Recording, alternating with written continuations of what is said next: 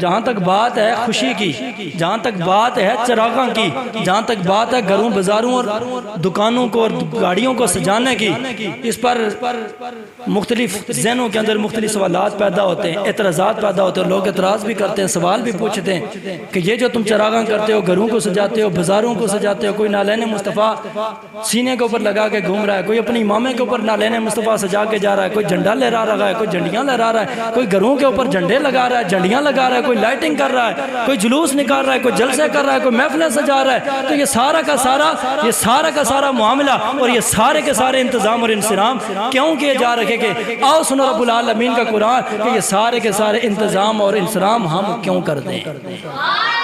سبحان اللہ۔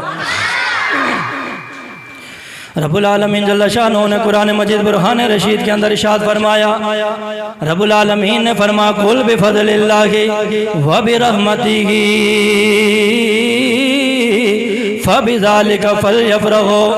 رب العالمین نے فرمایا اے میرے سونے حبیب، اے میرے سونے حبیب، اے میرے سونے محبوب، اپنے زبان پاک سے اعلان فرما دو۔ یا رب ذوالجلال کیا اعلان فرماؤ؟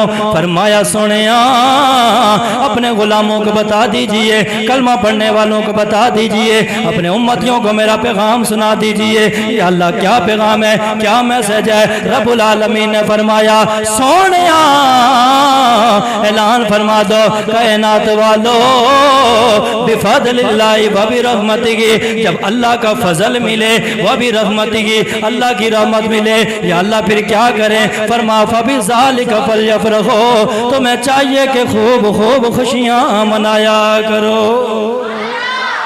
جب اللہ کا فضل ملے، جب اللہ کی رحمت ملے تو کیا کرنا ہے؟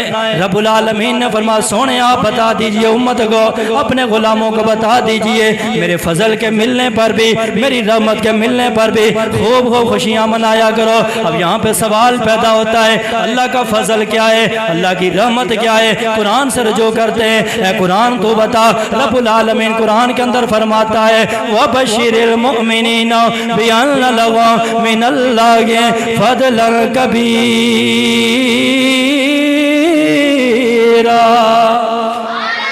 رب العالمین نے فرمایا میرے محبوب اپنے غلاموں کو، اپنے کلمہ پڑھنے والوں کو، اپنے امتیوں کو خوشخبری سنا دو، بشارت سنا دو، اعلان کر دو۔ مولا کیا خوشخبری سناؤ، کیا بشارت سناؤ؟ فرمایا سونیا اپنے غلاموں کو بتا دیجئے او میرے غلاموں، اللہ رب العالمین کی طرف سے تمہارے لیے خوشخبری یہ گئے، اللہ نے تمہیں اپنا فضل کبیر عطا فرمایا ہے۔ فرمایا وَبَشِّرِ الْمُؤْمِنِينَ بِأَنَّ لَهُم مِّنَ اللَّهِ فَضْلًا كَبِيرًا۔ اے محبوب آپ خوشخبری دے اپنے غلاموں کو، مؤمنین کو کہ اے میرے غلاموں اللہ نے تمہیں فضل کبیر عطا فرمایا۔ اب یہاں پہ سوال پیدا ہوتا ہے فضل کبیر سے مراد کون سا فضل ہوگا؟ اللہ کے بے شمار فضل ہیں، لاکھوں کروڑوں اربوں خربوں ان گنت اللہ رب العالمین کے فضل و کرم میں یہاں کون سے فضل کی بات ہو رہی ہے؟ کس فضل کو رب کا سب سے بڑا فضل، سب سے بڑا کرم، سب سے بڑی عنایت، سب سے بڑا احسان سمجھا جائے؟ مفسرین کرام اس آیت مبارکہ کے تحت لکھتے ہیں، آپ فرماتے ہیں لوگوں یہاں جس فضل کی خوشخبری اللہ نے ایمان والوں کو، اللہ نے حضور کے غلاموں کو سنائی ہے، یہاں فضل کبیر سے مراد کوئی اور چیز نہیں ہے، یہاں فضل کبیر سے مراد حضور کی ذات والا صفات۔ یہاں فضل کبیر سے مراد کون سا فضل ہے؟ جو رب نے اپنے حبیب کی صورت میں ہمارے اوپر فرمایا ہے، جو اپنے حبیب کی صورت میں ہمارے اوپر فضل فرمایا ہے، رب نے اس فضل کبیر کی ہمیں خوشخبری سنائی ہے۔ مفسرین کرام فرماتے ہیں فضل کبیرہ سے مراد حضور ہیں۔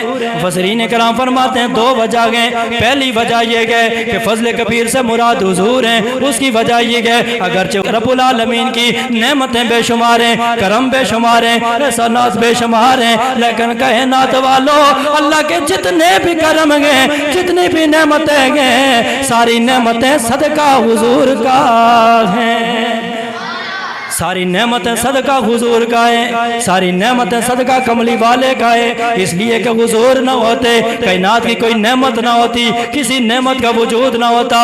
اللہ رب العالمین کے پیارے نبی جناب موسیٰ کلیم اللہ ہیں، رب العالمین جل شانہ نے جناب موسیٰ کلیم اللہ سے فرمایا تھا، اے موسیٰ اگر تو میرا قرب حاصل کرنا چاہتا ہے، قریب سے قریب تر ہونا چاہتا ہے، اے موسیٰ دو عمل کرنے پڑیں گے۔ مولا کیا عمل کرنے پڑیں گے؟ رب العالمین نے فرمایا موسیٰ پہلا عمل یہ کرنا پڑے گا جو میرے کرم ہیں، میری عنایات ہیں، میری نوازشات ہیں، ان سارے احسانات پر اللہ کا شکر بجا لایا کرو۔ جب میرے احسانات کا شکر ادا کرو گے میں تمہارے قریب ہو جاؤں گا، تم میرے قریب تر ہو جاؤ گے، میری رحمتیں تمہارے قریب ہو جائیں گی۔ اے مولا دوسرا کون سا وظیفہ ہے، دوسرا کون سا عمل ہے؟ رب العالمین نے فرمایا موسیٰ اگر میرے قریب تر ہونا چاہتا ہے تو زندگی کی ہر لمحے میرے مصطفیٰ کی ذات پہ درود و سلام پڑھا کر۔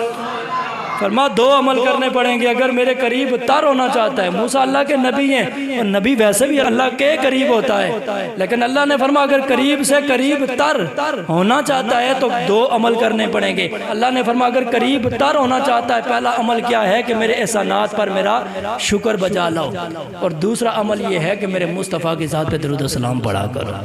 دوسرا عمل کون سا کرنا ہے؟ میرے مصطفیٰ کی ذات پہ درود و سلام پڑھا کرو۔ جناب موسیٰ کلیم اللہ بارگاہ خدا بندی میں عرض کرتے ہیں مولا یہ محمد مصطفیٰ کون ہے؟ یا اللہ یہ کون سی ہستی ہے یا اللہ جن کی محبت کو تو نے اپنی توحید کے ساتھ جوڑا ہوا ہے؟ یا اللہ یہ کون سی ہستی ہے کہ جن کی ذات کے اوپر درود و سلام پڑے بغیر تیرا قرب ممکن نہیں ہے؟ یا اللہ یہ کون سی ہستی ہے اور جن کی وساطت کے بغیر جن کے وسیلے کے بغیر تیری بارگاہ تک رسائی ممکن نہیں ہے؟ اے مولا یہ کون سی ہستی ہے، یہ کون سی شخصیت ہے؟ رب العالمین نے فرمایا موسیٰ یہ وہ ہستی ہے ابھی کائنات بنی نہیں تھی، میں نے کائنات کی تخلیق سے پہلے عرش کے اوپر جس کے نام کو اپنے نام کے ساتھ لکھ دیا تھا۔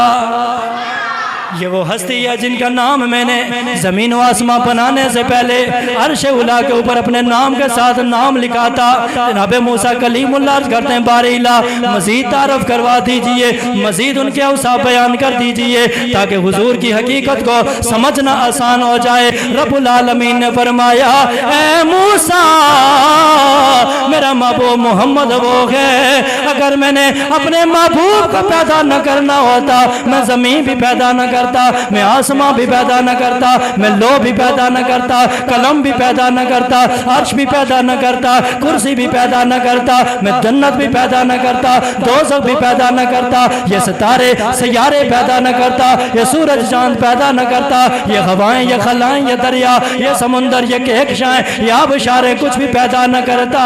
اے کلیم اللہ اگر میں نے اپنے محبوب کو پیدا نہ کرنا ہوتا میں کائنات کی کسی مخلوق کو بھی پیدا نہ کرتا اور اپنا رب ہونا بھی ظاہر نہ کرتا۔ اگر محبوب کو پیدا نہ کرنا ہوتا تو نہ زمین بناتا، نہ آسمان بناتا، نہ جنت، نہ دوزخ، نہ عرش، نہ کرسی، نہ اپنی مخلوق پیدا کرتا، نہ ہی اپنا رب ہونا ظاہر فرماتا۔ تو یہ ساری کی ساری کائنات جو ہے یہ حضور کا صدقہ، حضور مقصود کائنات ہے، حضور وجہ تخلیق کائنات ہے، حضور مطلوب کائنات ہے، یہ ساری کائنات صدقہ کملی والے آقا حضور کا ہے۔ اگر آقا حضور نہ ہوتے تو کسی نعمت کا وجود نہ ہوتا۔ تو اس لیے مفسرین کرام فرماتے ہیں فضل کبیر سے مراد کوئی اور نعمت کوئی اور فضل ہو ہی نہیں سکتا، اس سے مراد حضور کی ذات ہی ہو سکتی ہے جو اصل نعمت ہیں اور جن کے صدقے سے یہ ساری کائنات اور ساری کائنات کی نعمتیں معرض وجود میں آئی، جن کے صدقے یہ سارے احسانات اور کرم ہوئے ہیں۔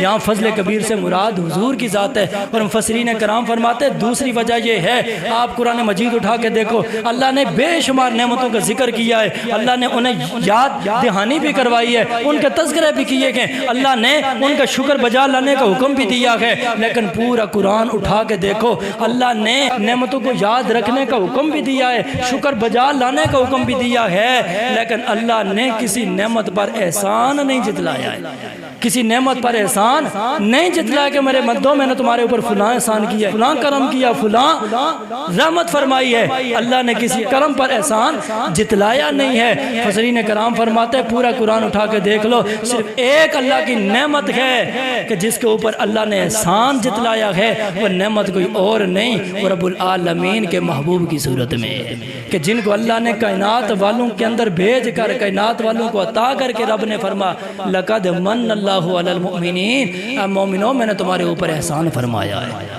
باقی بھی نعمتیں دی، لاکھوں کروڑوں اربوں خربوں نعمتیں دی، لیکن احسان نہیں جتلایا، لیکن حضور کو عطا کر کے حضور کو بھیج کر اللہ نے فرما لقد من اللہ علی المؤمنین۔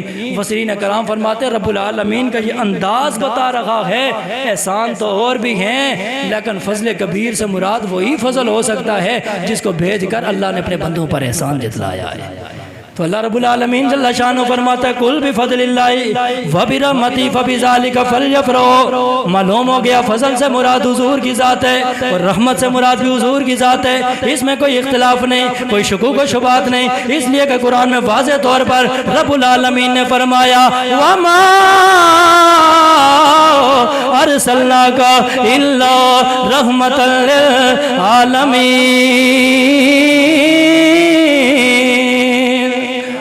فرمایا کائنات والو میں نے اپنے محبوب کو سراپا رحمت بنا کر بھیجا ہے، سارے جہاں والوں کے لیے رحمت بنا کر بھیجا ہے۔ پتہ چلا فضل بھی حضور ہیں، پتہ چلا رحمت بھی حضور ہیں، یا اللہ اب کیا حکم ہے؟ فرما فبذالک فلیفرحوا، اب چاہیے کہ خوشیاں مناؤ، جشن مناؤ، خوشی اور مسرت کا اظہار کرو، فرحت کا اہتمام کرو، اب چاہیے کہ گھروں کو سجاؤ، بازاروں کو سجاؤ، گلیوں کو سجاؤ، محفلیں سجاؤ، جلسے کرو، جلوس کرو، ہر زبان پہ حضور کی باتیں ہوں، حضور کے تذکرے و چرچے ہوں، ہر زبان سے بس ایک ہی پیغام جاری و ساری ہو جائے کہ فضل رب العلا، اور کیا چاہیے فضل رب العلا،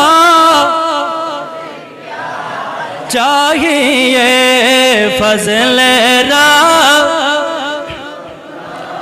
اور کیا چاہیے مل گئے مصطفیٰ، چاہیے مل گئے۔